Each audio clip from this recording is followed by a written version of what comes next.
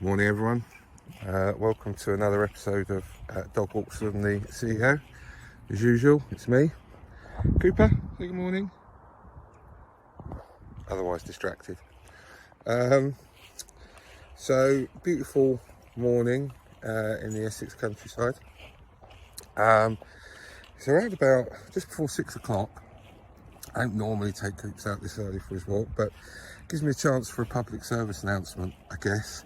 I go out and I see so many people kind of midday or late morning, early afternoon taking their dogs out for a walk, and it's just people, please stop. At 19 degrees you should start to change your routine for walking the dog. Certainly make it a bit more relaxed. And when you get to 23, 24 degrees, you just shouldn't be walking your dog. And when I'm out and it's 30 degrees or late 20s and I'm seeing people walking their dogs, it drives me mad. But anyway, that's me off my soapbox and not what I wanted to talk to you all about today. So today I thought we'd cover conflict and conflict in the workplace. So, many years we've been, there's workshops on how to deal with conflict in the workplace, etc., things like that.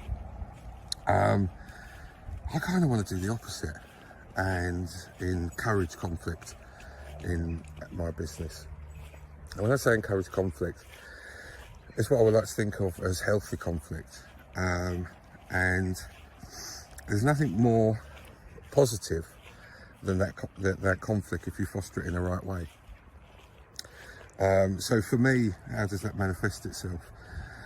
Certainly within our management team, and I encourage it from my managers throughout their teams, to encourage that level of conflict which will challenge everything we do.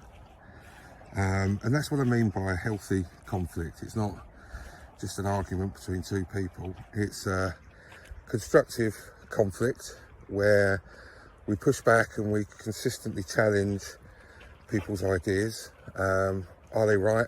Do they work?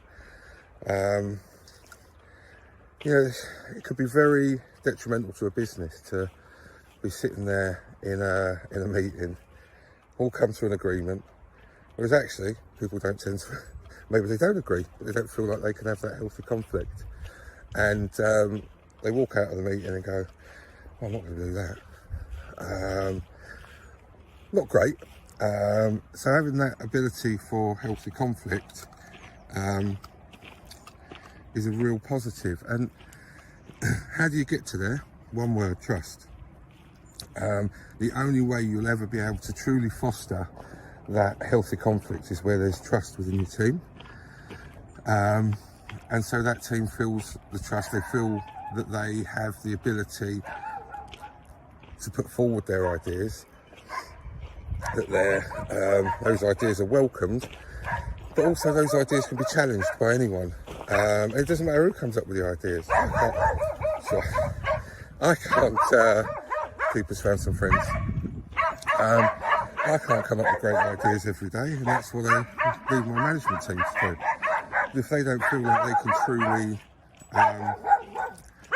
challenge me, then we're nowhere with it.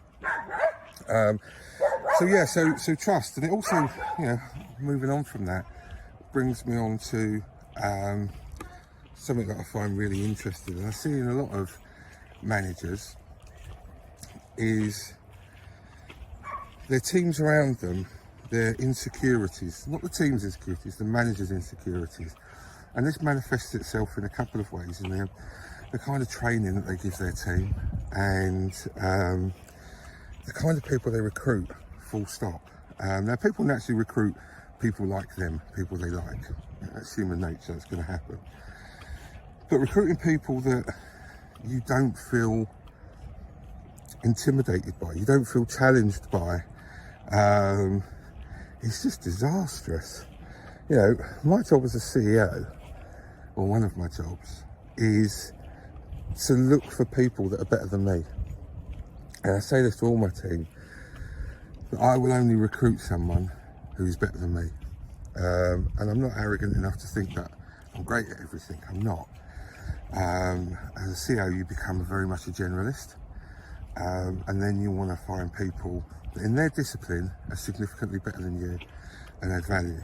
And don't feel intimidated by that. That's generally your job, and it's also the job of a good manager. But I see so often where they're not secure enough, and this comes back to that point of trust as well. They're not secure enough in their position to think, well, if I bring Sandra in, she's much better than me, and that's going to be a challenge for my job. No, it is your job to bring Sandra in because she's better than you. That's exactly what I employ you to do. We want those people that are better than you to continually push the business forward. And it kind of, the adage of the training fits within there as well, that concept of not bringing in people that are better than you. It's one of the great things that I like when you look at your staff and you think, and it's quite a well-known saying, so, you know, what if we spend all this time and effort and this money on training and they leave us? Could be the same if I bring in someone really great, we spent a fortune on recruitment, but then they leave us. But on the training in particular, what if they leave us? And the answer to it always, and I love the saying, I don't know who said it, it wasn't me, it's not an original thought, is, but what if we don't train them and they stay? That's even worse. So my little talk for today, other than the fact on how important canine welfare is, Coops, come, in this hot weather, is just about fostering that healthy conflict within the business. Don't see it as a negative. Absolutely encourage it, but you've got to build that basis and that level of trust first. So thanks for tuning in.